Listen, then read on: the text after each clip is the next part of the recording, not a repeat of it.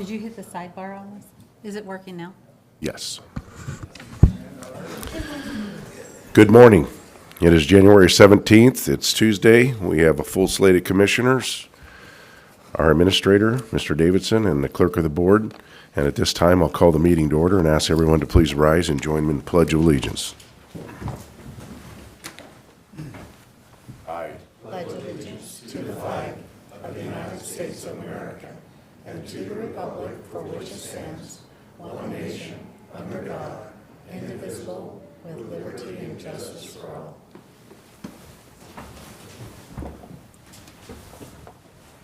Okay, the first item on the agenda is approval of minutes from November 29th and December 6th. Is there any additions, revisions, or corrections? No. Okay. And we'll move down to the next item, which is the vouchers. I believe we have one today. Move for approval of fund expenditures in the total amount of $763,922.58 as presented, and note that it has been reviewed and signed by two representatives of the Auditor's Office and the County Administrator. Second. Been a motion and a second. All in favor, say aye. Aye. Aye. Next, we'll move down to the consent agenda. There are 5 items on the consent agenda today.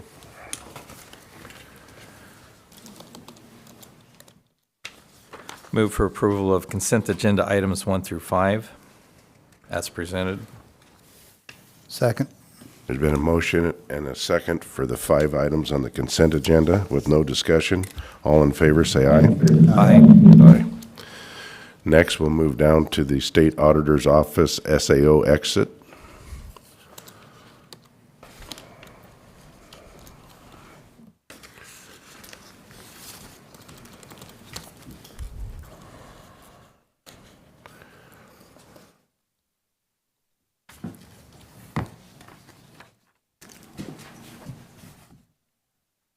We have to be muted while the meeting's going on. This is Otherwise- going to be muted? Yeah. Okay. Otherwise, we're gonna get feedback. Okay.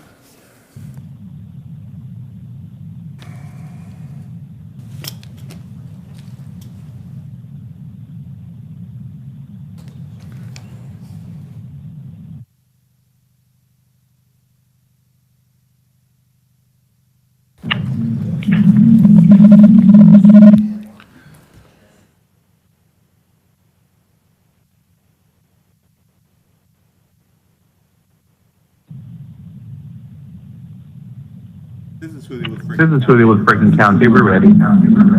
All right, good morning. Jenny, would you like to start us off? Sure.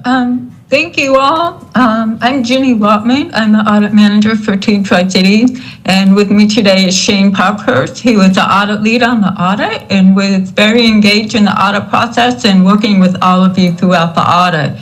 So we're here today to talk about the results of your audit. So before we get into sharing your results of audit and your audit report, we wanted to talk a little bit about why audits are important. The first thing is they help increase trust in our government, and they cover areas that are important to you and the citizen. The second thing is our office is an independent organization, and we conduct over 2,700 local and state audits each year. And our audits can be relied upon to be transparent, and we show our results in the form of an audit report. And this report is published. And the last thing is, throughout the audit, sometimes we identify areas that could help you improve operations or make things more efficient or help you comply with certain requirements. And we share these in a form of a recommendation with you throughout the audit process. So it's our goal today to talk about the results of your audit and answer any questions that you might have. For your Franklin County, we conducted an accountability audit that covered the period of January 1st, 2021 through December 31st, 2021. The purpose of the accountability audit is to ascertain whether the county complied with state laws, regulations, contracts, grants, and its own policies and procedures. In addition, these audits also look at whether in general the county has adequate controls to safeguard public funds. Under the heading Results in Brief, you will see that our audit found the county's operation complied in all areas. In selecting the specific areas for further review, we conducted a number of planning procedures that incorporated reviewing the meeting minutes of the governing body for the period, analyzing trends in financial data, including payroll and vendor information, conducting risk assessments with several key staff and commissioners, and more procedures. We utilized a risk-based approach to select areas for further testing based on those planning procedures. Included on the slide are the areas that we identified for further testing in our audit. While we were prepared to discuss each area with you today, we have selected a few areas that we would like to highlight for you today. During our review of analytical procedures, we saw that some payroll went up and we noted some reimbursements. So we decided to look at gross payroll reimbursements, overtime, and retro pay.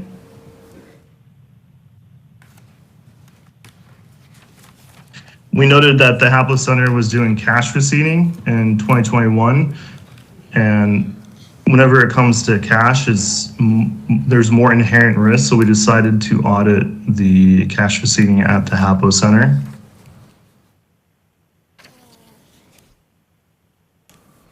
In the past, the county has received a management letter regarding the cost allocation plan. We decided to follow up on that in this audit. We reviewed the cost allocation plan and we determined that it was supported and allowable.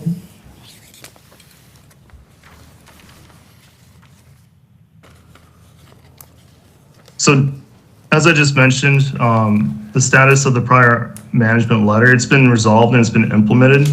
So there were no issues regarding the cost allocation of overhead. Now that we have shared the results of the county's fiscal year 2021 audit, we do have a few closing remarks to bring to your attention to conclude our presentation. First, we are pleased to report that the cost of our engagement is expected to be within the estimate previously provided. We thank the county for its timely responses to audit requests, which allowed our audit to progress efficiently and remain within budget. The next audit is planned for 2023.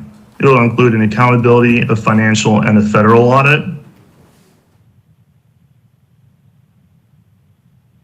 We expect the county's report to be published on our website in the next 1 to 2 weeks. If you have not already, you can sign up to receive email notifications on when reports are released, as well as other news articles, alerts, including resources our office publishes. We also do an audit survey. So if there's something you liked about our audit process, please let us know.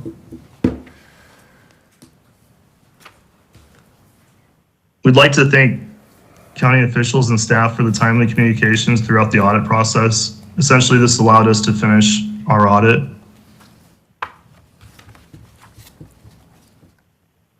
Are there any questions regarding the audit we conducted? Questions, commissioners? No questions. Okay. Thank you for your time today. Thank you.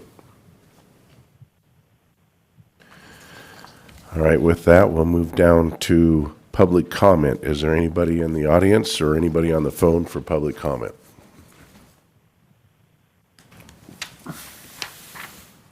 Anybody on the phone? George Dockstetter, Self Landing Road.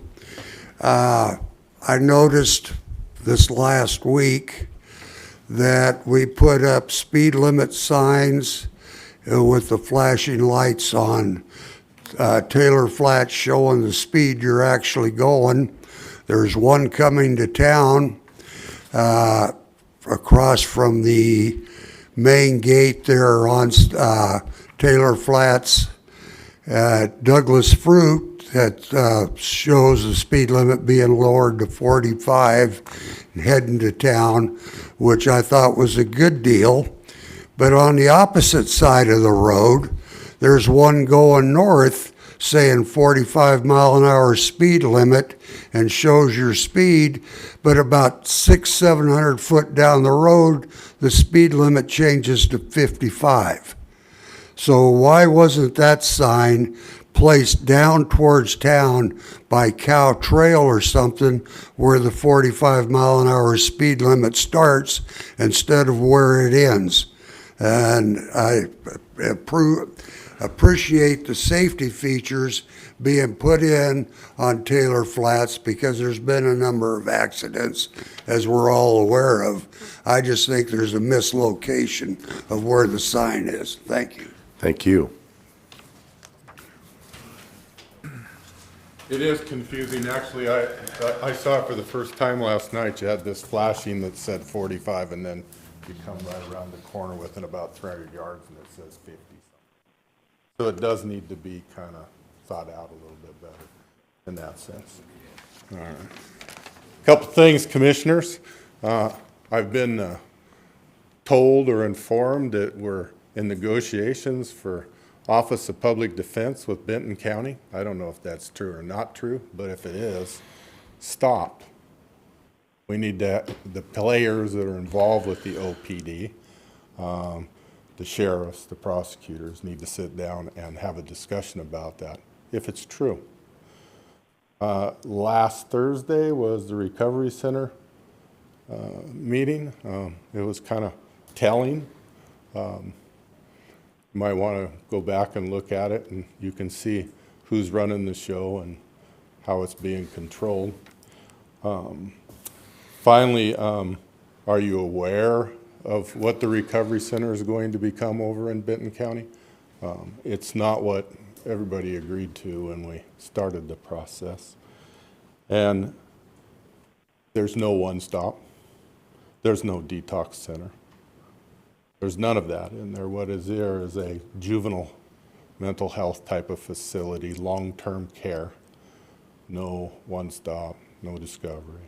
It's just being designed for what Benton County believes the people want. So I'll leave you at that, and we'll go from there. So this is public comment, and I see numerous couple of our people here that are elected.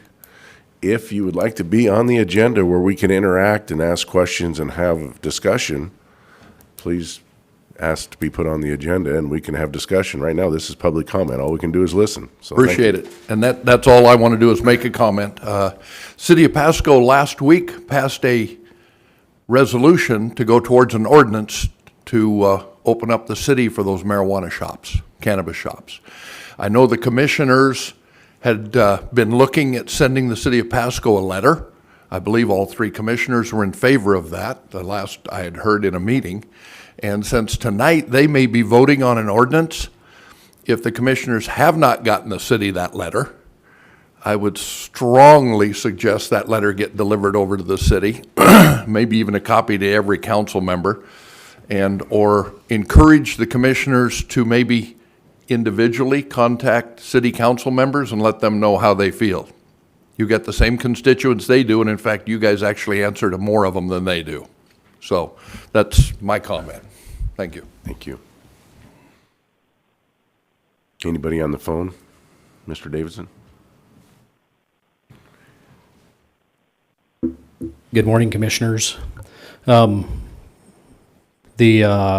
ordinance that, I think that they have 5 draft ordinances for tonight for City Council. Would encourage you to look at those and appreciate the impact that it will have on Franklin County. A couple other things for you. I had the opportunity to go over to Olympia and working diligently to learn the process over there and how it will impact us. There are hundreds upon hundreds of bills that our legislators are considering it right now, and some of them will impact our area greatly, from law enforcement to housing and the impact there to healthcare, and would certainly encourage you to be engaged in that process. And again, for tonight, for the law change or the ordinance adjustment that the City of Pasco is considering, I think it'll could have a big negative impact on the City of Pasco and on Franklin County, and would encourage you to be engaged in that process. Thank you. Thank you. Is there anybody else? Nobody's on the phone? We'll move to the Commissioner Administrator updates. Mr. Davidson? A few items, just to update the board about on Tuesday, immediately following our meeting here. Commissioner Peck, Assistant Attorney General Johnson, and I met with Benton County Administrator Jared McPherson, Chief Civil Deputy Brown, and Commissioner Delvin about the Juvenile Justice Center proposal. I would like to announce that we filled the position, the open position in the Administrator's office of office assistant. We had 44 applicants, which is a change from what we've been experiencing in recent times. So once again, getting a lot of applicants, and made an excellent choice for filling that position. I'm very delighted. Jennifer, with my office, and I met with our Public Works Director, Craig, about a pool of vehicles. The sheriff Sheriff Raymond turned in 5 titles of basically surplus vehicles that are all in excellent shape, very, very dependable vehicles. And so I'll talk about that a little bit more when it's more appropriate later in the agenda. Float some ideas to you about what we might want to do with that. I met with all 3 of you individually with Assistant Prosecuting Attorney Jen Johnson about drawing up the employment contract, or whatever we call it, severance contract, for our HR director. On a Thursday, I attended a meeting with the Ben Franklin Behavioral Health Advisory Committee. Commander Monty Huber was also there, and probably the most substantial thing that came out of that meeting is they are requesting formally, I learned that the Benton County Commissioners are requesting to meet with you gentlemen in February concerning the issue that mainly that the sheriff brought up. So maybe we can have a night meeting or something like that. Evidently, their clerk will be. We have a night meeting on the 21st. So we do have that scheduled night meeting, but that's our regular meeting, right? So I don't know if we could do that. That's our regular, but we'll talk about the details. It just lets you know that there is a formal request out there. Shirley, in the administrator's office, attended a meeting on my behalf because of scheduling conflicts with the about the Horse Heaven Wind Farm, the proposed Horse Heaven Wind Farm, with a bunch of concerned elected officials and different department heads from around the area. They're putting together some bullet points for us to include maybe in a formal position from this board about. Right now there's the draft environmental impacts survey, and they would like a letter from you folks concerning that. There's lots of concerns about this in our region about this wind farm, and I have some other issues that I'll bring up during the actual administrative office update later. So, thank you, Commissioner Peck. So the juvenile justice meeting that Mr. Davidson just mentioned was, I think, productive. I'd say the most valuable takeaway from it would be 2 things. One, early on I had suggested that Mr. Davidson look at the titles and do a search to see whether or not Franklin County owned any of the land under the Justice Center or the building itself, on the premise that if we had capital investments in it, then we should have some capital credits going into the remodel. And sure enough, it turns out we do own a piece of the ground. It's a small piece, perhaps even de minimis, but there is some potential equity there. And there's also contributions that Franklin County made over the years into some of the capital improvements. So a couple of things there to be sorted out to see whether or not there's enough value for us to want to insist that that be included in the process going forward. And more importantly, I think, is with all the various formulas and considerations, I suggested, and Benton County has agreed to produce what might be called a term sheet that on a table will lay out cleanly for everybody who's putting in what money and on what formula over what period of time so that you can see it all in one place. Done a few of these, and even I was getting a little turned around by some of the explanations as to who was paying for what. So a term sheet should clarify that. WASAC update on ledge issues was last Friday. Not going back to the public comment, but since the issue has been raised, I do recall that the board said that yes, we would all agree to send a letter to City of Pasco regarding marijuana. And I guess I assumed that had been taken care of, but had we not? I think so. Okay. I'll be headed off to Olympia for meetings tomorrow, Wednesday, and Thursday, and we'll be working on the county's legislative agendas with the state legislature. And I think previously I mentioned that the legislature was reporting a couple of months ago that one party would be physically present for meetings and the other would be doing everything remotely. That changed about a week, 10 days ago, and both parties are now participating in person. So if you're wanting to head over there and talk to people, you'll actually have the chance to do that for the first time in a couple of years. I thought that was a good indicator. Thanks. Commissioner Mullen? So last week I had the Washington Highway Users Federation weekly legislative briefing. Also had the Ben Franklin Transit. The board had approved 25 Chrysler minivans last month. They got actually canceled by Chrysler. Circumstances have changed and now they are available, but with an additional increased price of $4,000 per unit. And the board approved the additional cost and the purchase and approval of the 25 minivans. Also, they had a hiring event that attracted over 100 applicants, which filled about 30 positions at Ben Franklin Transit. So hopefully, I mean, good news, it looks like more and more people are starting to apply for jobs. So hopefully our workforce is going to take a turn for the better. Also, they're working on creating a fare structure that is easier to understand for the customers, operators, and support staff, and it should also simplify boarding. So this is good news. Just want to say that Rochelle is doing an excellent job at Ben Franklin Transit, and just want to say good job to her. Also, in closing, last year we asked Craig Erdman to take on a lot of extra responsibilities, and I just want to say thank you to him and his staff for doing an outstanding job. It doesn't go unnoticed. So thank you. So after last meeting, Mr. Epic was here. I went and met with Mr. Epic at the site, and I can see his concerns, and I've talked to Mr. Erdman about it. I'm going to try to get together with Mr. Erdman and go look at the site together and see if we can't help remedy this problem.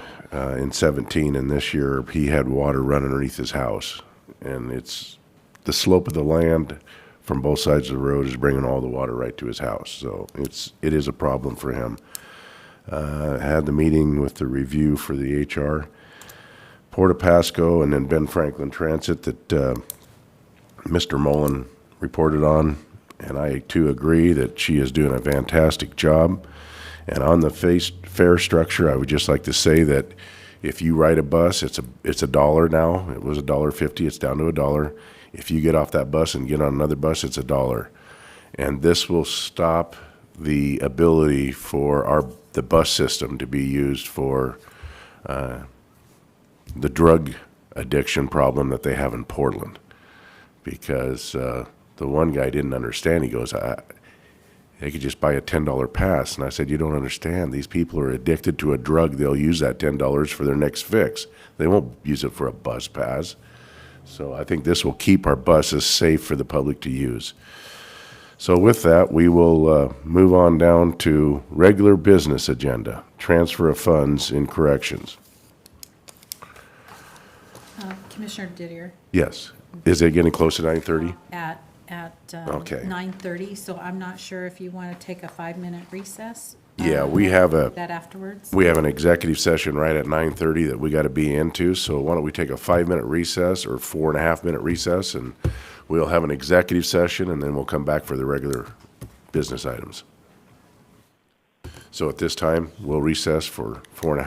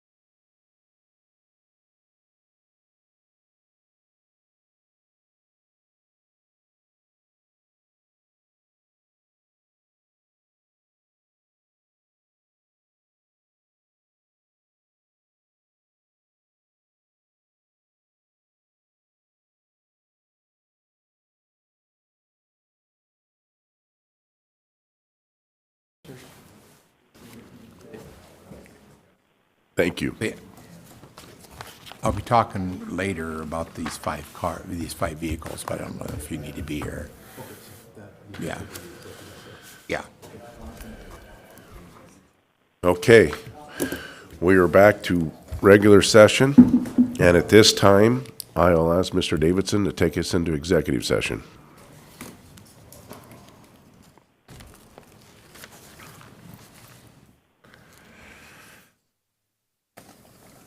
Chairman, are we ready? Yes. Chairman, I'd like to request an executive session pursuant to RCW 423110, Section 1, subsection I, to discuss legal counsel matters related to litigation or potential litigation with the board for a time of 30 minutes? 30 minutes. Okay. Please state who's.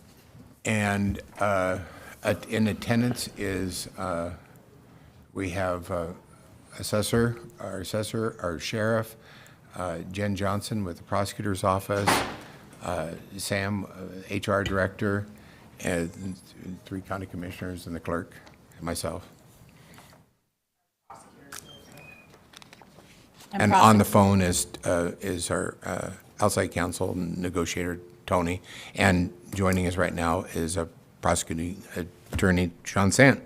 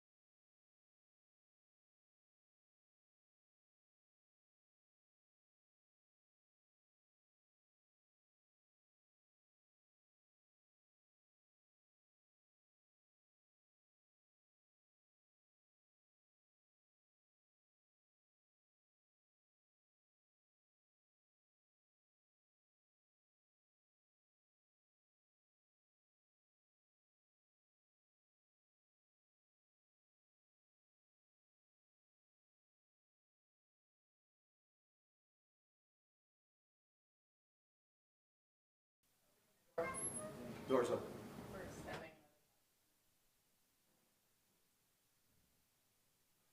Go ahead. We've come out of executive session and going to return to executive session under the same RCW for 10 minutes. And say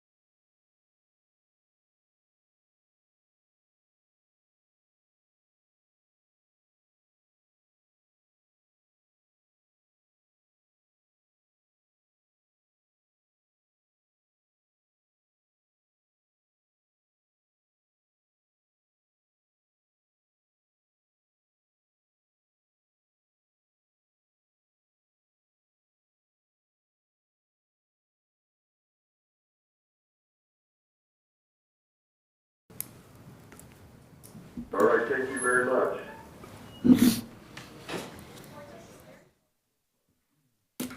Okay. We're good. Okay, we've come out of executive session. We're back to regular session. And we'll move down to the next item on the agenda is regular business agenda.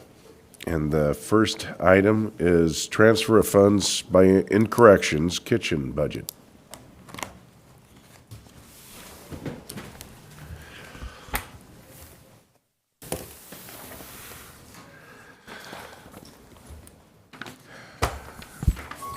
Is anybody from the auditor's office here? No? Well, I'll just, basically, this was brought forward. There's a need for some additional money in the sheriff's correction food service budget line item, be a transfer into that budget for the amount of $8,500.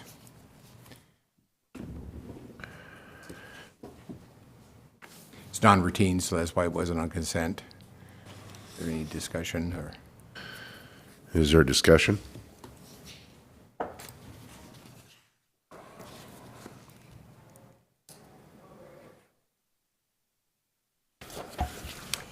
I think I'd be interested in hearing from the sheriff, at least on how we got 8,500 in a hole. I see it makes a reference in the background that some unanticipated repairs to kitchen equipment, but apparently that's not the only reason.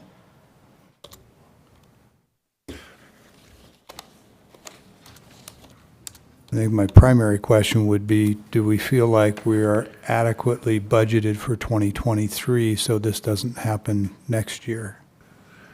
I don't think you can anticipate these type of things. I think that's why they must have asked for a adjustment or a transfer of funds.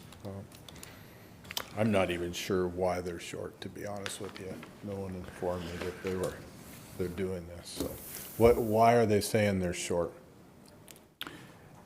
It says, says the biggest factor, but it doesn't say the only factor in the shortfall is unanticipated repairs to kitchen equipment.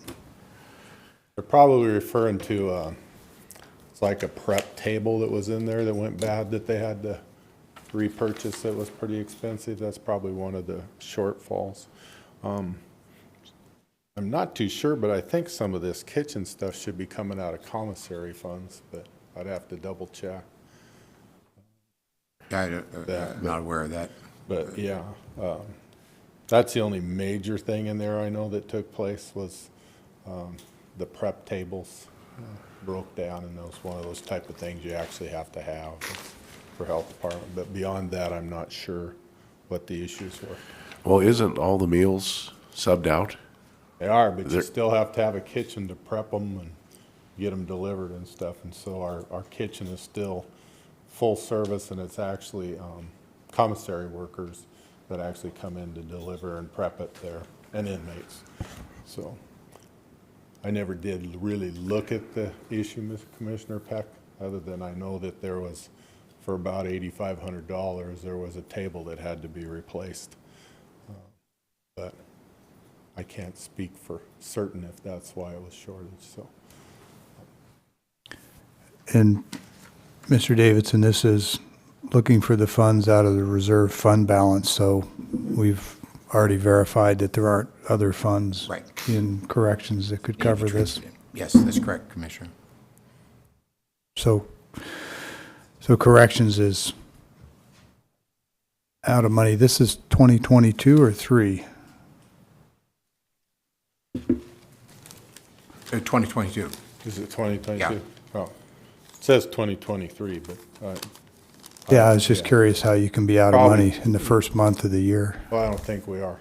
Well, that's my point is our reserves a place for this to come from? And, you know, no disrespect to you, I would say this to every office in the county.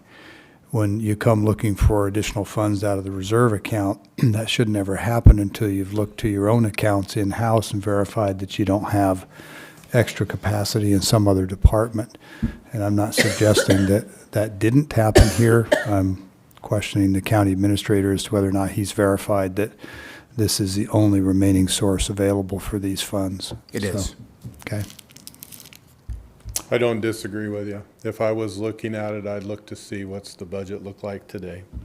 And my personality, for a lack of better words, is, well, take it out of there, and then when we come up short at the end of the year, then we'll say why. But And I'd have to check I've with observed Steve. you do that in the past, so Okay, we're on the yeah. same page. Yeah, so, yeah, beyond that, I'm not sure. I'll do some checking. I'd recommend, I bet you we're not gonna go bankrupt if we hold off till we get those answers for a transfer. It's reserve funds for the 2023 that's going to pay for this, Mr. Davidson, or the 2022 carryover reserves? It's just coming out of fund balance, so we're in the present budget, so. So it's out of the 2023 budget. But it is for an overage in the 2022 budget. Okay. That would make sense, an overage in the 2022 budget and trying to Sure. identify it for why it's short. All right. I'll bet it's for the table that I'm talking to you about, because that sounded like it was about $8,500, if I remember right, to replace it. But that was in 2022, right? Right. Yeah.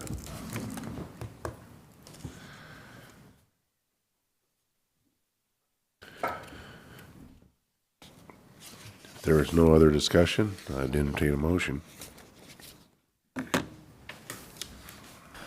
Move for approval of Resolution 2023-017 as presented.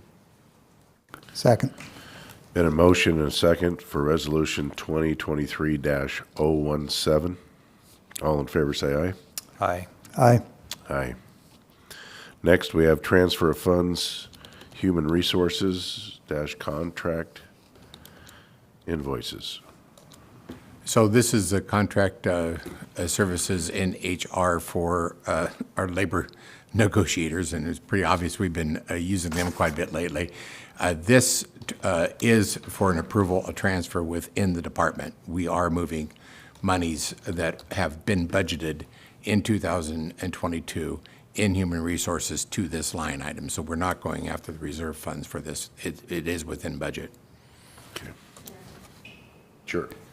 So 5340 belongs to Kevin. This is a December invoice for Menke. It's 5325. In addition, I have 1920. Sam, can you speak into the mic, please? It's working? Okay. 5325 were Mr. Menke's invoice, was Mr. Menke's invoice for December. Kevin's was 5340. Mine was 1920. I had enough money in salary and wages, thank heavens, but did not have enough in contracted services. So that's what it's for. It's a 2022 expenditure, which will be paid shortly, hopefully. Okay. So, Mr. Davidson, some of these, let me back up. The source of the funds to be transferred is in the personnel account, Yes, and we're moving it across the boundary out of personnel expenses into contracts. right, within the same budget. Within the same department. The same department budget, yes. Okay. My recollection is that we can't do that, but I'll just offer that my memory could be flawed. This is not an issue that has come up in probably a decade, but I think, emphasis on think, don't hold me to it, I think we have a policy that draws a boundary, a border between those personnel funds and the non-personnel. And it was put in place for the express purpose of not shorting our ability to pay our people and their benefits to pay for other things. That's why when we go through our budget process, we're so very careful about what's over in the personnel budget and everything else. So I'm going to either vote no or abstain just until we can get some expert opinion from our accounting folks in the auditor's office as to whether or not this violates the law or violates our policy.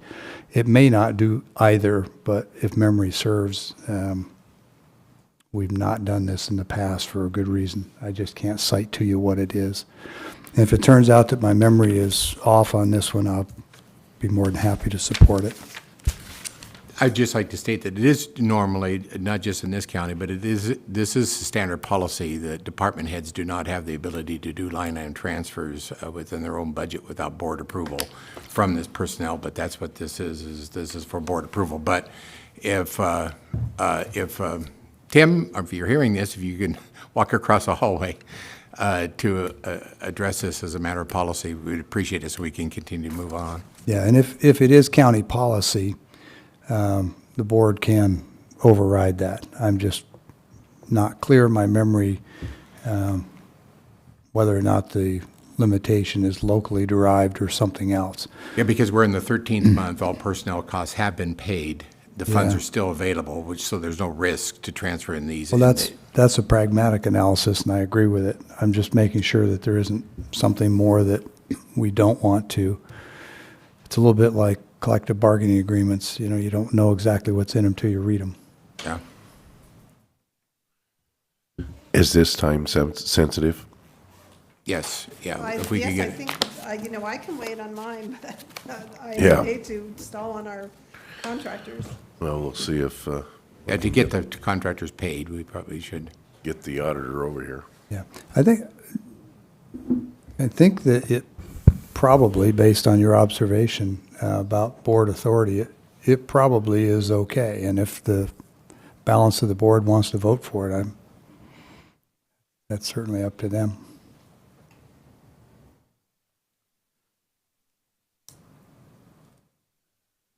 I hear footsteps. They're paced rather quickly.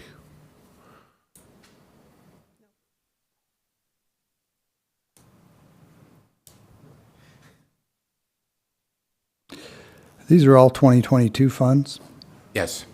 So you know what? I'm gonna pull back on that on the basis that when we do our year-end closeouts, we take all of our remaining funds and we put them into a carry-forward account, and we then effectively eliminate that prior separation.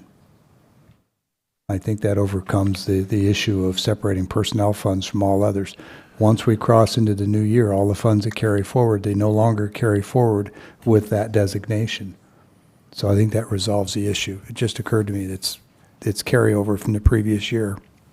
Are you, yes, go ahead. Commissioners, Tim is not available, but this is something we did do in my department a little over a year ago. And we did it in the middle of the year, that exact same thing. You did it in the middle of the year? Yep, we did it in Okay. the middle of the year, the exact same thing. I just Well, at thought least I'd we're bring it consistent then. Yeah. Yeah, I'm comfortable, just if nothing else, because it's a carryover, and when we carry it over, we don't maintain that differentiation. Thanks for the discussion.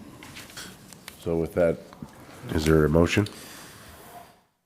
Move to approve Resolution 2023-018 as presented.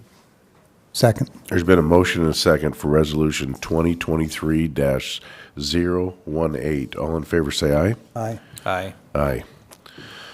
That takes us down to the closed record public hearing. Thank you.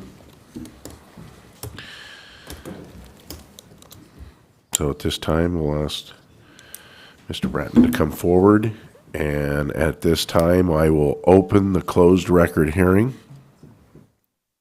So please, feel free to present. Thank you.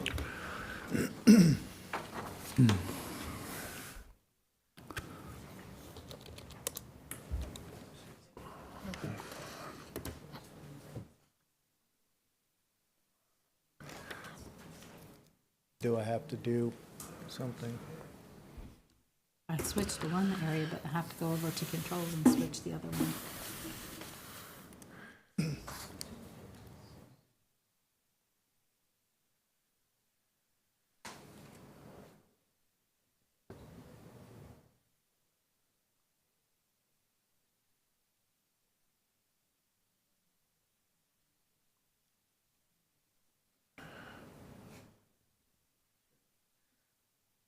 Okay, thank you. Are we good?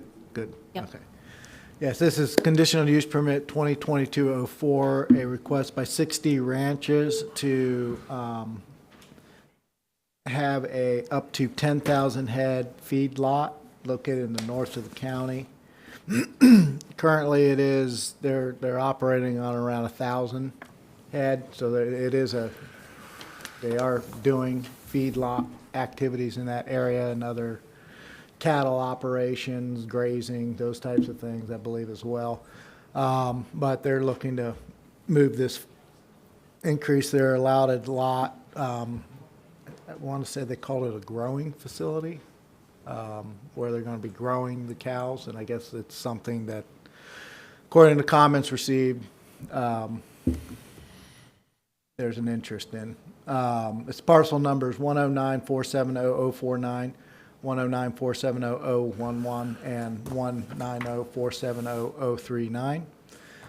The zoning is agricultural production 20, it's comp plan agricultural designation, and the total properties involved is 319.06 acres, sorry. It's located northeast of Paradise Road, east of Moon Road, south of Koyan Road, southwest of Muse Road, and west of US Highway 395. As mentioned, it's a request to allow for the expansion of up to, and to accommodate up to 10,000 head of cattle. The area to be used would be 292 acres. And the site plan provided location of office, corrals, commodity shed, buried powered line, and well locations.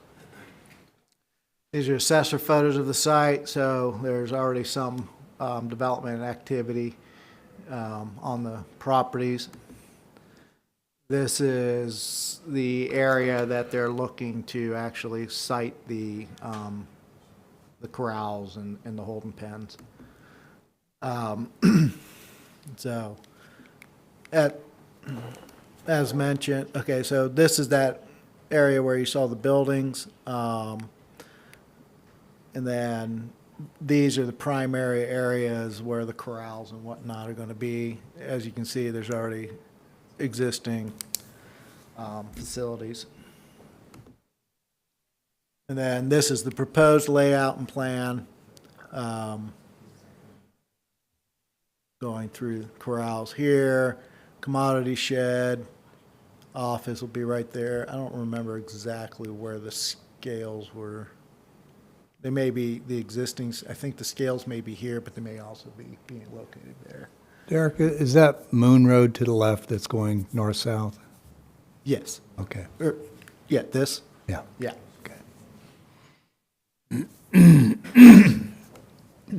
So on or about June 30th, 2022, staff sent notice, technical agencies, property owners with 1 mile, and Franklin County Graphic. They were re-noticed in October 27th of 22.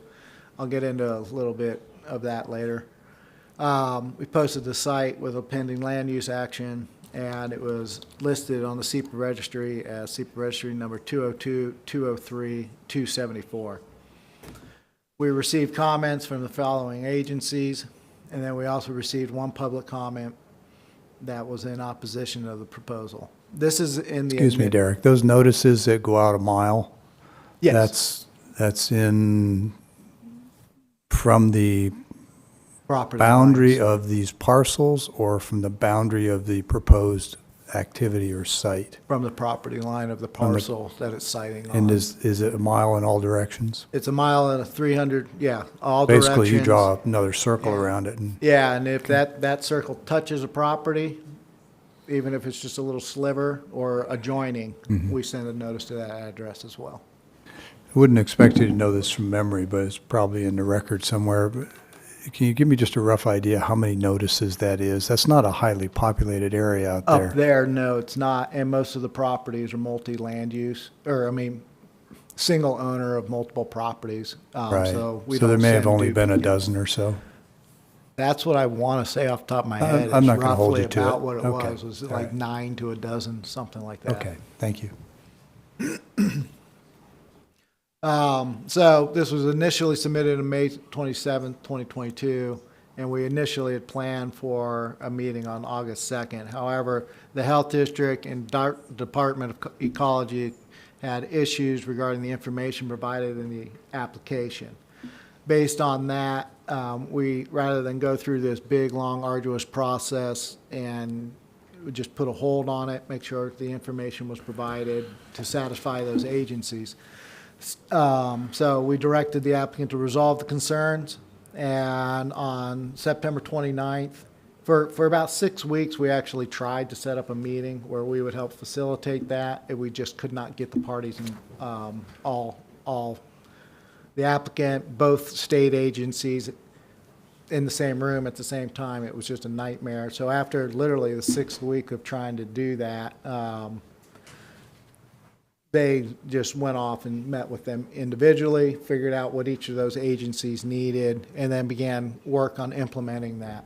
On September 29th, 2022, we got the nutrient management plan. That was more just for our record. We don't review or approve nutrient management plans, but it showed us, and then we also had some correspondence from the Department of Ecology and Benton Friendly Health District that they felt they had enough information for this to move forward. So so we scheduled, whoops, I got a little ahead of myself, sorry about that. We held the public hearing on November 8th, and because it did take a little while to get the review process and everything else done, so they missed that October window, set it for November, then here we are today. Franklin County Public Works comments were relatively standard. Approach permit will be required. Utility extension crossing Franklin County roads will be addressed at the time.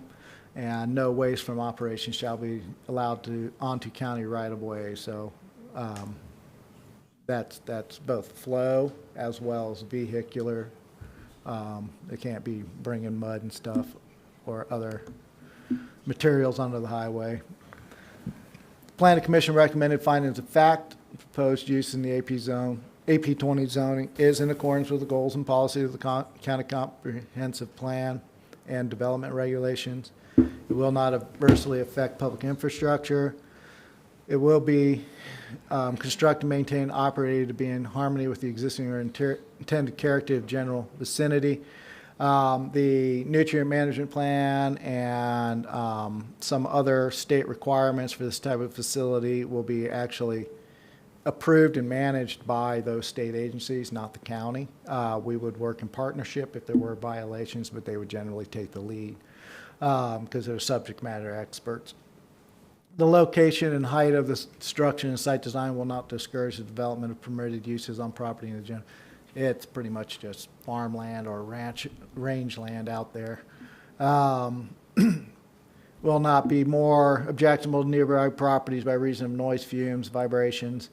These types of facilities do produce primarily fumes, potentially dust, but again, that's stuff that will have to be, they will have to articulate how they're going to do that through the various plans that they submit at the state level. And then the state, in conjunction with the county, will ensure that those processes are being enforced. The proposal will not endanger the public health, safety, or general welfare if located where proposed. In addition to our standard CUP language, conditional use permit, they'll have to comply with the Washington State Department of Ecology and Benton Franklin Health District's applicable permit requirements, including air and water quality standards. They'll need to establish and comply with an odor and fly control plan consistent with our resolution to be approved by the Franklin Conservation District.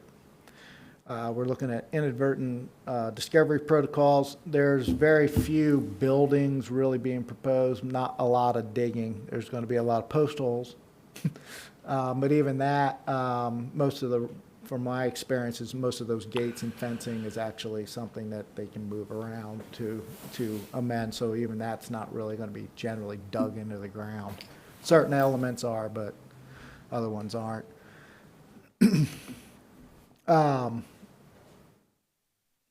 They'll need to do, for any buildings, they have to get a building permit and make sure they adhere to the fire requirements. They'll need to get an approach permit. Utility extensions crossing the roads will be addressed at the time of development. And I have a suggested motion, but happy to answer any questions. Questions, Commissioners?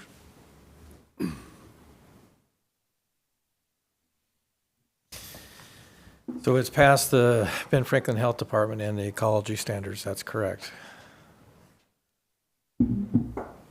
Some of this is still in the works, but yeah, they've satisfied that they're working with the parties. It seems to be a relationship that, you know, there's not a lot of adversity, so they're working together to achieve and get everything penciled out, but it would be they'll have to.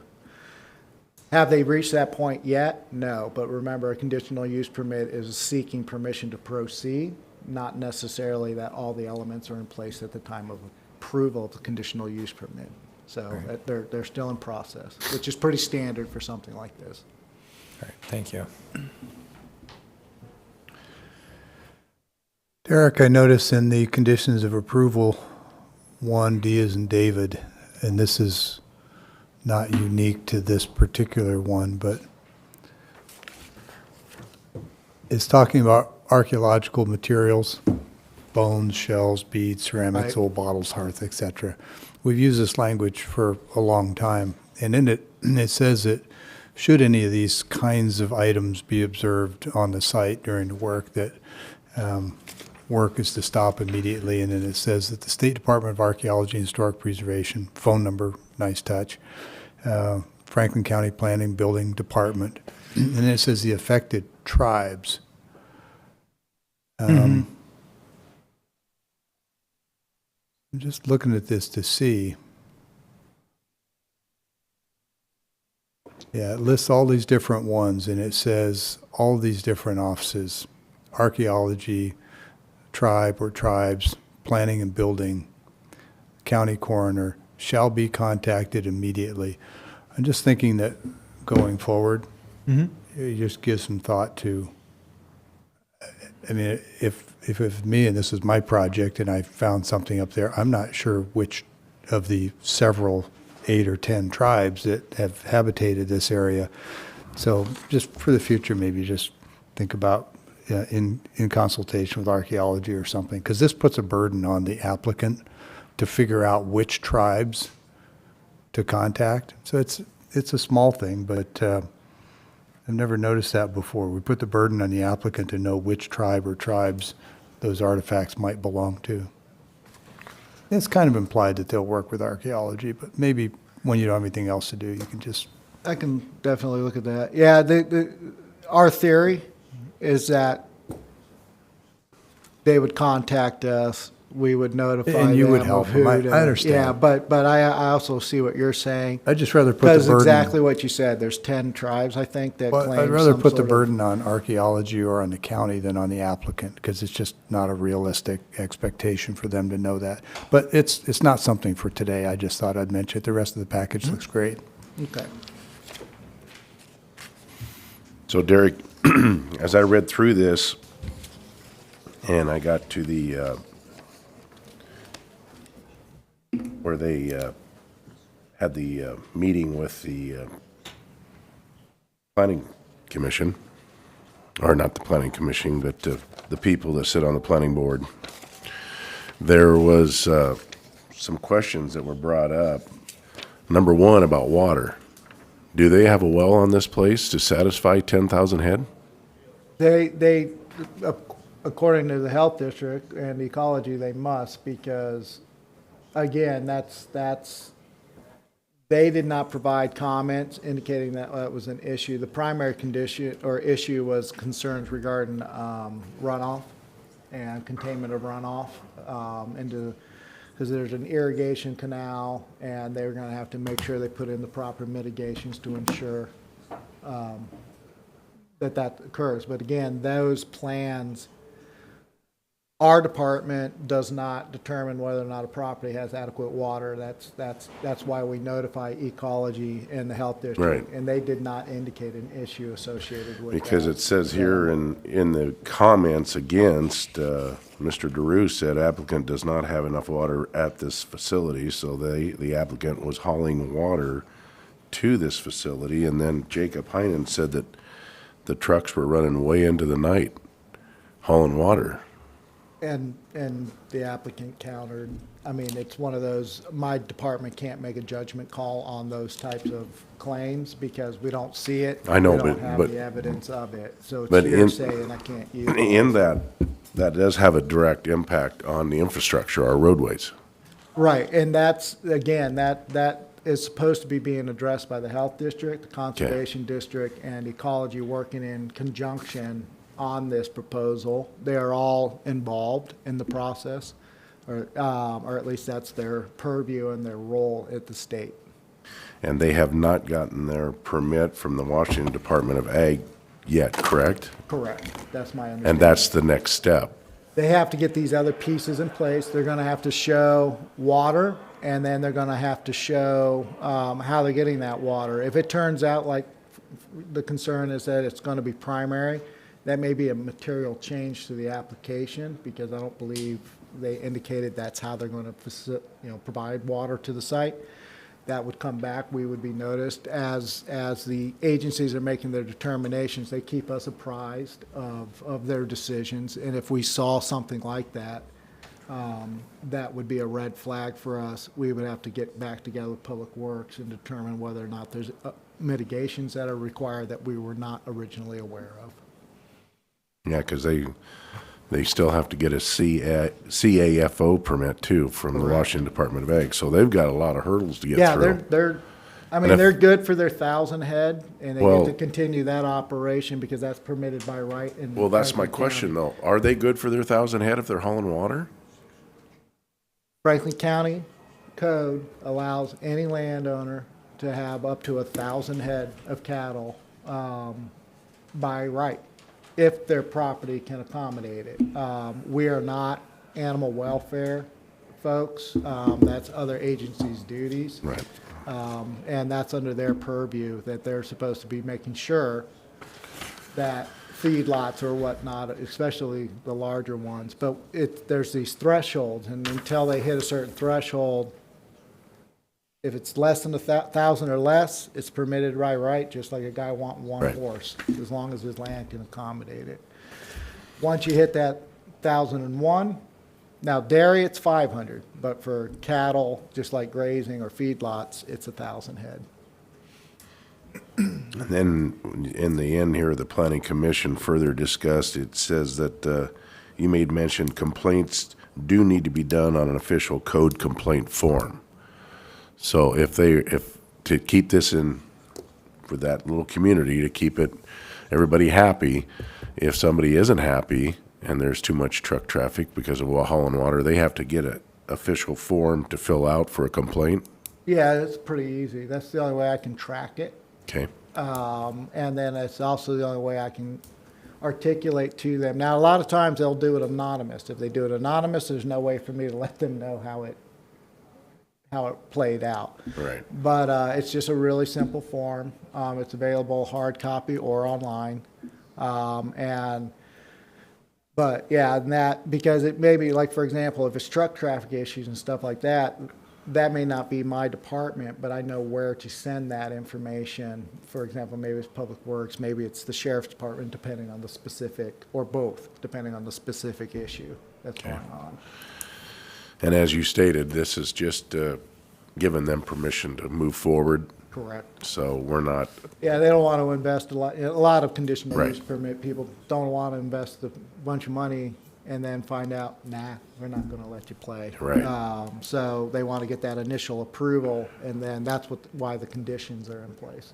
and these yards are very dearly needed because this is what supplies the beef down here where they finish them, down at Tyson's, so that they get them up to a certain weight at these yards and then they take them down there to Yeah. finish them. I was surprised how many comments and the discussion that was held that night. I did learn quite a bit about the current state of, or at least some perceptions of the current state of cattle in Yeah. Franklin County right now. So Derek, is there anything in the record that speaks to them putting in a well on these parcels for this project? Not specifically, but I believe they have some pre-existing, I would guess most likely irrigation wells if they are, or farm exempt wells. I would not, because I believe this land, some of it was used at least at some point for agriculture, and now it's being more focused on that. But nothing that I'm aware of specifically. Yeah. Okay, I asked, there's, of course, the 5 categories of exempt wells that don't require permits, and one of them that allows unlimited water usage is stock watering. So that's why I was asking if they're going to use existing or put in new wells, but stay within the record, please. Yep. It's not in there, okay. That's an ecology issue, kind of, and a health district It issue. is, Yeah. right.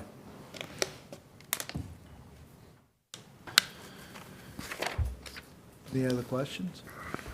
No further questions. If there's no further questions, is there a motion? Close. At this point in time, I will close the closed record hearing and entertain a motion. Move to approve Resolution 2023-019 as presented. Second. There's been a motion and a second for Resolution 2023-019. Any further discussion? Hearing none, all in favor say aye. Aye. Aye. Aye. Thank you. Next, we'll move down to the administration office business. Got a couple issues here for clarification. Excellent staff brought this up to me. I previously stated in the meeting, falsely confirmed, a remark about the letter to the city of Pasco about marijuana that was brought up by the assessor. We actually did send a letter. It was actually Thought we did. right Yeah. before I started. That's why I don't remember. It was back in October. And so it is a formal letter here to the Honorable Mayor and City Council. Other issues, do have a letter here that is time-sensitive. It's to the Franklin PUD. They like support on trying to obtain their broadband office grant for broadband services. Keith signed this letter before. There's a couple clerical mistakes on here, that a misspelling and others. I would like permission to go ahead and sign this letter. Like I said, this has been ongoing, and Keith has signed it in the past, but your permission to sign this letter, and this was put in the read-aheads. So, Yep, consensus. also, I'd like to draw a note, the Commissioners, we received this today. Statutorily, the treasurer must notify you of all refunds being made, and you got a packet, and that was forwarded, just so that the treasurer's acknowledged being in compliance, that they sent this. And this is not senior exemptions, this is just people that overpay their taxes. When I was county treasurer, I was always amazed about how many people overpay their taxes, but looking through the list on page 7, I see Didier Farms overpaid $61, so... That's my brother. Oh, that's your brother? Okay. It happens, is all I wanted to say, so...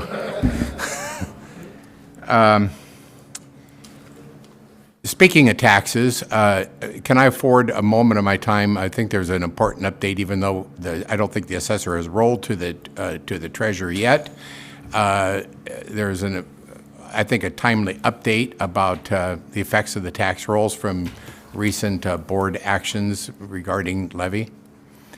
So we will be certifying up to the treasurer probably yet this morning. It's not quite noon yet for them, the levy rates. So for an update, as a whole, all but one district decreased in levy rates, and that was because of a school maintenance and operation out in the Clotis area.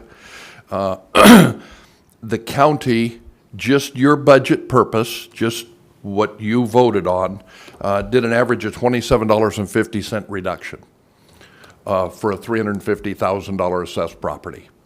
So that did decrease about 5.5% from what you commissioners have control over.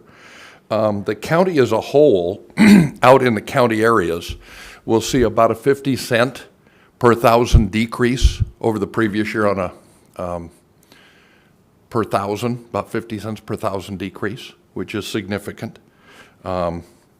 and some areas of town as much as 50. There are some areas in the county that'll get between 40 cents and $1 per thousand reduction because of the levy rate on that. And 37 levy districts, 29 actual taxing districts, but they overlap. So just kind of bring you up to speed on that. You know, it is an overall reduction in the taxes per thousand to all of those districts except for the one Calotus school maintenance and operation one. So, on that, so. And to add a point to that, as the pool of taxpayers grows, the amount that each has to pay can slightly come down. If And the assessed values are increasing overall, correct. assuming static assessed values for the sake of the point, as the pool of taxpayers gets bigger, the amount each one pays can actually come down a little bit because the county is so heavily constrained under state law in how much we can raise taxes. We aren't constrained by the percentage raise, we're constrained by actual dollar amount that we can collect. You and I have had this conversation. Yeah. So just pointing out that the decrease, he said 50 cents to $1 per thousand, those kinds of things are made possible by our growth in having more people paying into the pool. The problem with that is that even though the total pie is getting bigger, as the pie gets bigger, the number of people that need to be served does as well. Yeah, and it's a complexity. So you may not have an increase in population, but you could certainly have an increase in the values of property. It could be, there's a parcel is a parcel is a parcel, but now it could be a huge industrial, commercial parcel. Yes. Right. And it's a shifting process. Yeah, it is. So, but Because that's still good news. It's always good news when the cost per individual can come down a little bit. But I'm pointing out that it's because the pool has gotten bigger, but the county's obligation to cover the needs of that pool expands as well. And Oh, so- correct. And that's with the bank that the county used as well as the 1%. Now, certainly, we don't have bank going forward, or won't have as much, certainly, on that. And the services that need to be provided to our taxpayers, the citizens, is increasing. We're going to see a huge increase based on some of the legislation that's before Congress right now for just our office on what we may be required to do by January of next year, which could double aspects of the senior program, veterans disabled program, and disability program. So we're all subject to what the legislators do, and they've got 1,500, 2,000 bills already they're looking at. So in light of this conversation, there are people who are going to get their tax bills and they're going to go, what is this assessor guy talking about in these meetings? My taxes went through the roof. And there's going to be other people that we're not going to hear from whose taxes went down. Yeah, and it's because there's this shifting that goes on as values change throughout the county. When irrigated farm ground goes from $3,500 back when I started this to $10,000-15,000 an acre now, the values on those goes way up. And if you can get it for 10 or 15, you better buy it. Well, today, that's Real right. quick, yeah. Corporate influence, sure. Yeah. But I wanted to have out there, because people do listen to these videos, that whether your taxes are going up and down, maybe doesn't have anything to do with it happens in this boardroom. It's what happens in the marketplace. And as one property value goes way up, their taxes go up. And because we can only collect so much, somebody else's inevitably has to go down. That's why I'm very cautious in using the price per thousand. Right. The amount per thousand, because the thousands can certainly change, and the market dictates that. Sure. Well, there All are the counties to the east of us who are either static or declining in population while all their operating expenses are going through the roof. And they've got a horrific problem financially that we fortunately don't have as bad. We are going to be behind the curve on that just because taxation and assessments are always at least a year behind anyway on that. So, but the service that has to be provided by the county and the budgeting that you commissioners have to approve and what's expected is going to continue to need to grow. And hopefully we'll have enough population increase that helps spread that out because of the assessed values and property and so forth, so. Great But topic. I wanted to give you an Yeah, update. Yeah, and I'll just close on this. For a long time, Franklin County struggled because we were, and this is not a pejorative term, I think it's actually a flattering term, we were a bedroom community for some of the other cities. People liked to live here because of the environment, and they didn't have a whole lot of businesses and industry and everything. But we are shifting, and as a result, that tax burden is picked up more and more by the Dairy Golds and the Amazon plants and those kinds of facilities. So having a balance between the residential and that industrial helps keep everybody's taxes down. It hasn't always been that way. It's been heavy residential and low in the industrial. So we're Well, when you're we're making residential, progress. high on that, you're leaning more on personal property taxes for the Well, people. When you get into exactly. businesses, especially retail, then you get sales tax income and other things, which Well, we've been lacking the on. city does. We get this much of the Right, sales tax. but we do get something. Well, we get high-value property taxes. So just pointing out that there's hope with Dairy Golds and Amazons and those kinds of facilities. They're picking up some of the tax burden previously Yes. carried by residential. Yeah, and ultimately, none of that went into effect, of course, this year, because a slight on Amazon's buildings, but they're not up and operating yet. Right. They'll start, and Darigold hadn't started building yet, so that was as of the end of July when we picked up new construction. There'll be some phase of that done by July of this year, the end of July, and we'll pick that up, and that'll start to play a part. All right. Well, thank you, John. I appreciate the good news. Is there anything else on the administration office business? Yes, a couple other issues. Update the board about the Wilson House sale. Shirley has been working with, Shirley in the Commissioner's office has been working diligently with Booker Auction and getting that up to public auction. And it goes, which is via the web, of course. The bidding opens on February 8th is the update, and then it closes at 1 p.m. on the 15th. And it's structured in such a way that as long as bids keep coming in, it stays open until there's evidently a period of time that there's no bid, and then but it closes effectively after 1 p.m. on the 15th. In talking this over with Shirley, she came up with an excellent idea that I really rather intrigued me, and I went over and talked to Tim in the auditor's office and actually approached our county treasurer about it also. This is a substantial piece of property that we'll be selling, and we didn't budget for the proceeds of the sale of this.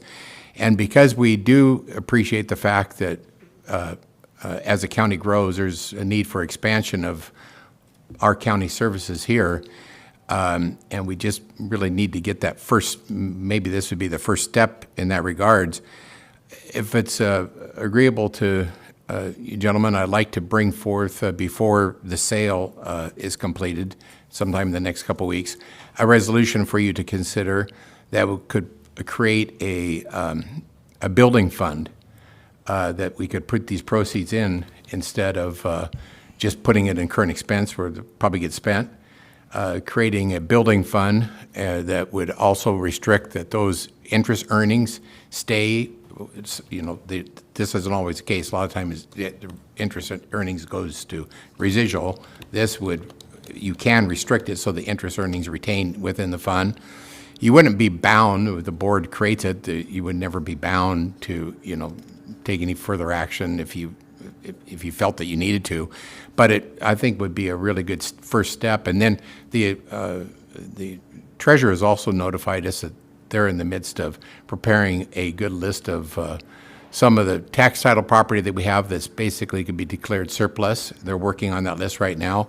And upon your direction, we could even possibly put the proceeds of those sales in the same fund. But starting off with this one, of course, the Wilson House, would that be something that you gentlemen would be agreeable to, is creation of a fund like that? I think it's a good idea because we definitely need to look at future growth. So I've advocated for doing exactly this for close to a decade now. And in fact, when you first got here, you and I sat down and I talked and I went through a whole list of all the surplus properties that we ought to aggregate and sell and create a fund like this. So I'm delighted that you're following up with that. Thank you. Okay. Okay, got concurrence there. And then the last issue, as I previously mentioned at the beginning of the meeting, Sheriff Raymond brought me 5 titles to vehicles that are in excellent shape. They're surplus to him, but they're very, very sound vehicles. It's my understanding that our Public Works Department is in the process, or they're nearly completed, of sheriff-iting, or whatever you want to call it, taking all the markings of the sheriff's office off and making it just for personal use, personal use only. That's a flaw. For county use only on the side, Franklin County for official use only on the side, so they would be available for a pooled use. A little bit lost about what we would do. I mean, obviously, these would be great benefit to the county to be used as a pool car outside of the ER&R fund. There's no desire to put these in the ER&R fund because these are already purchased vehicles and they have been depreciated to a certain degree. But it does raise a question that I think that we do need to kind of look at this, a matter of policy of what do you want? Do you want to issue some of these cars? I know that the prosecutors asked for a car before. The auditor has asked for a car before. These are very reliable vehicles. These could be assigned to them. There's also the need of cars for a vehicle for people to make travel that don't periodically need a vehicle. We could have one issued. I met with, as I previously mentioned, met with Craig and one of his colleagues, I think it was Greg from your office, and Craig, you want to basically, you guys offered up that Yakima County has done something very similar to what we're talking about, and they may be kind of a best practice for us to take a look at, to maybe make a visit or at least do by Zoom a visit with them to kind of maybe copy some of their best practices in this regards? Yes. Yakima County is using a system, it's a checkout kiosk with some software that will,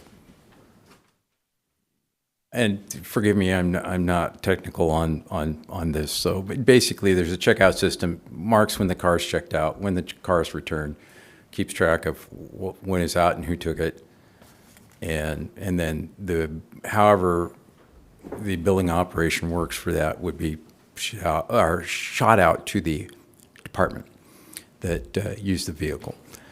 So Yakima County has this system. It's, like I said, it's a kiosk with software. I do not have any figures yet as to how much it would cost to implement. My assumption is that it will be cheaper than anything that we could come up internally, well, it depends. It just depends on how the board wants to operate how the vehicles are used and checked out and billed. So they get billed out to the user presumably on a daily basis or something? Something to that, or as much like in Public Works, with the exception of some vehicles, when staff takes a vehicle out, they charge the hours against that project or vehicle, and we keep track of how many hours that vehicle was in use. There's a fuel card in the vehicle or something Right. like that. What happens when it breaks down? Who pays for it? That would The be out of repairs. that's another issue that has to be determined, whether it's, a pool fund between the other departments to take care of that. Well, if the departments are the lessees, the ones that are checking it out and using it, and they're paying a daily rate for it, when it breaks down, I think it come back to the holder or the owner of the vehicle. And so would that be you advocating that would be Public Works that would do that? Well, no. Well, who would? Well, I think that's something that needs to be determined. I think it's more beneficial for somebody down here to manage that fleet because it will be outside of ER&R. And I can understand why you feel that way. Yeah. Trying to regain my train of thought on that. Well, while you're doing that, it does make sense to keep it out of ER&R because they're already depreciated, and if you had to Right. pay a monthly fee sufficient to, over 5 or 10 years, accrue enough money to buy a replacement vehicle, those monthly payments would be astronomical. Yes, So- they would. And So they've already been depreciated out. That makes Yeah, sense. so it's just a matter of how to manage the fleet here at the courthouse. And the mechanics of that. And, I mean, Public Works could do it, but it would be a, administrative charge, because it's outside of our county Right. road. It's a different fund. Different funds, so we have to, bill for whatever hours. I'm not sure that the amount of billing that we would obtain from managing the fleet would justify my personnel's time. That's a tough, if it required adding another position, I don't know, we're going to raise our overhead costs to where it might be cost prohibitive. It might be cheaper. That's something that needs probably to be analyzed. Well, it sounds like you've got enough surplus vehicles for each department to have one. If they decide it's surplus to their needs, they can then sell it. And in the interim, while they have it and are using it, they can put in their budget necessary costs for fuel and so forth. Correct. That seems to That's me one way to That seems operate. simpler. If we only had one or two vehicles and you had to pool them, then maybe having a checkout system might make sense. But even if you took and sold 3 or 4 of these vehicles, you're going to get a one-time, capital gain that's pretty de minimis. It's not going to change the world. But then Right. you're down to a couple of vehicles being shared and having to have a system and a process and tracking, and all that personnel cost gets burdensome. So Correct. it seems to me you just assign one to each department that wants it and let them fund the operation and maintenance out of their own budget. Just my thought. Yeah, I don't have any problem with that. It just Sure. depends on how the courthouse wants to utilize the vehicles. What kind of vehicles are they? Let's see, I think there were a couple of Ford Tauruses and a couple of Explorers and a Jeep, if I recall correctly. Well, the sheriff's office is so gentle on vehicles. I got to believe they that are- these are pristine and probably going to run The forever. fleet manager, yeah, Actually are. my fleet manager can confirm that they are Well, in outstanding Why condition. are they surplus now? I didn't surplus them. I signed the titles over to Dwayne. Okay. These are our admin police cars, for lack of a better word. Okay. And so they don't get that aggressive use. So when you use that word de-sheriff, and we're just removing radio equipment out of them, they're basically unmarked cars. You obviously don't need them anymore, so No, did something with change? With the, to be honest, no. No. With the fleet of the Tahoes that were bought, it caught us right up, and when Keith was, when I talked to him, says, well, these are the cars, if we do this, that we can take offline to, help level that out. So, Okay. a couple maintenance questions that you were asking. The shops, they do a good job with maintenance, but nowadays, every time there's a major problem with a car, it goes to the dealer or those type of things to lighten the load. When you talk about, servicing, I have accounts throughout town for oil changes and those basic services. Then our deputies know when the lights go on, it says check engine, that we bring it up to the shop. And I don't think it's going to put a tremendous load on the county shops for mechanical purposes, other than having to manage them. But the cars that were released was a Cherokee, a 2019 4x4 Cherokee, I think it is. 1, 2, 3 Explorers, 4 Explorers. I think it's 4 Explorers. And then a couple Tauruses, yep. So Well, I'd be remiss if I didn't ask. go ahead, ask away. You've got these vehicles that are in great shape that have had light use, that are 2019, some of them it sounds like. And then we went and bought Tahoes to replace them. Why didn't we just buy fewer Tahoes and keep these? Because when we had the discussions and the price of the Tahoes, at the time, it was kind of a one-time shot, and so we bought them at a Okay. lower cost other than starting to order them this year. The whole automotive thing is ordering cars is It's a getting little bit of a difficult wild and card. difficult. Sometimes you got to buy them when you can. Yep, you gotta strike while the iron's hot. Yeah, it seems like a lot of money there, but then you can take these vehicles, which was part of the agreement, and take them off so that they were county pool cars. But they are all in good shape. They're all serviced regularly. I made sure before they went back to the county that they all had good tires and up-to-date oil changes and all that kind of stuff, so. So, yeah, there's not a lot of. It sounds like a good option for staff cars. So I'd be remiss if I didn't ask, we didn't talk about insurance, liability, what would that fall underneath? Do we have them covered?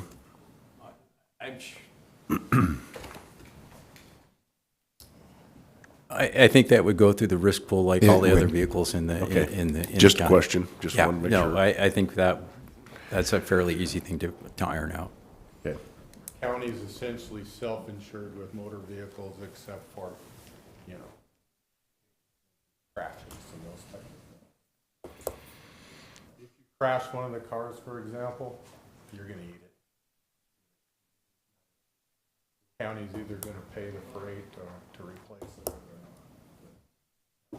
Okay. So I think this does open up a wonderful opportunity for use of cars by the county. These are 5 good vehicles.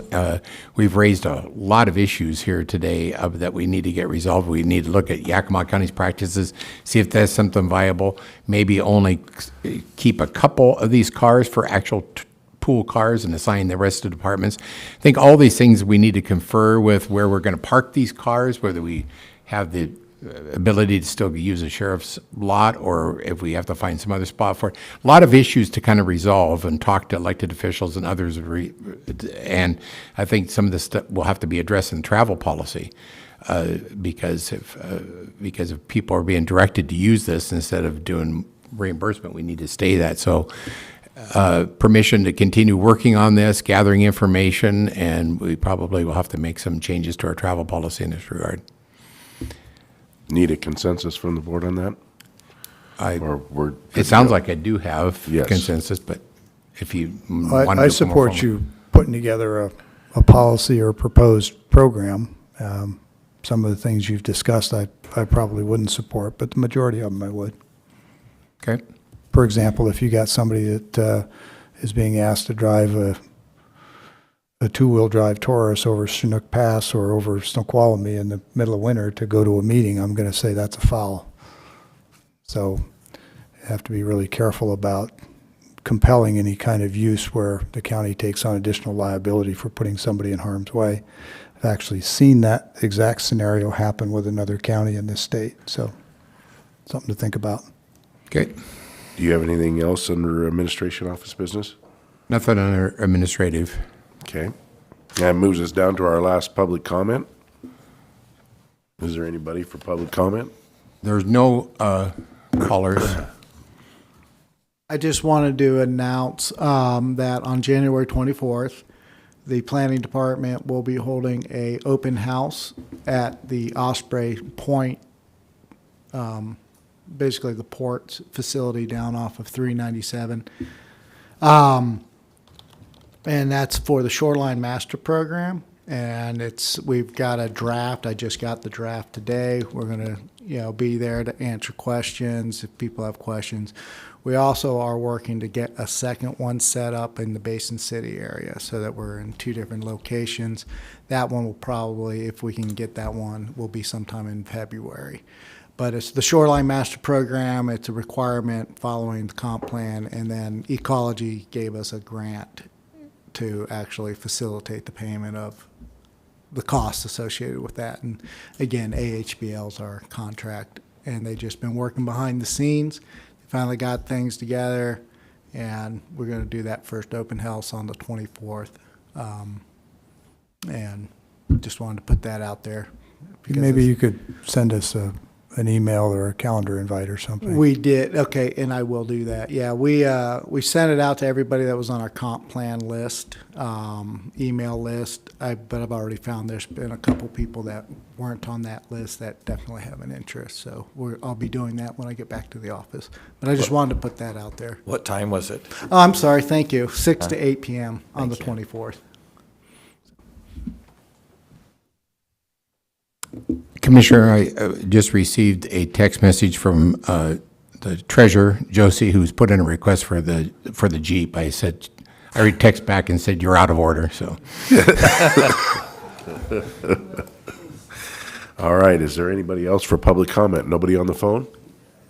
Mr. Chairman, Go before for it. we move past the next item on the agenda, I'm going to ask for an executive session under RCW 4230-110-1, subparagraph I, which is to discuss with legal counsel matters relating to agency enforcement actions, litigation, or potential litigation. I'd like to have that for 10 minutes, I think is sufficient.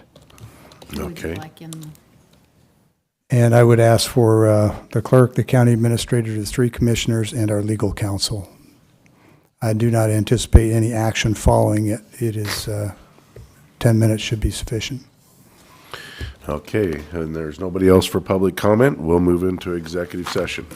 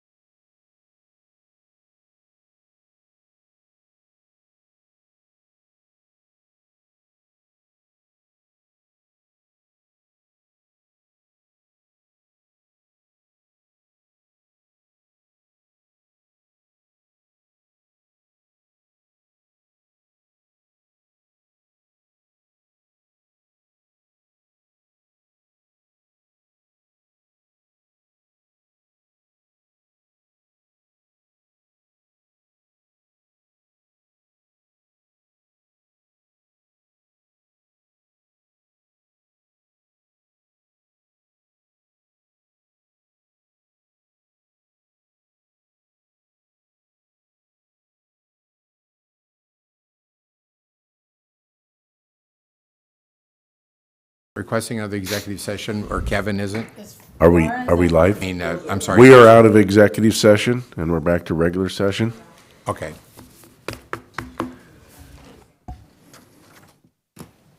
And we have completed the agenda. Is there any other business for the good of the county? No. Hearing none, this meeting is adjourned.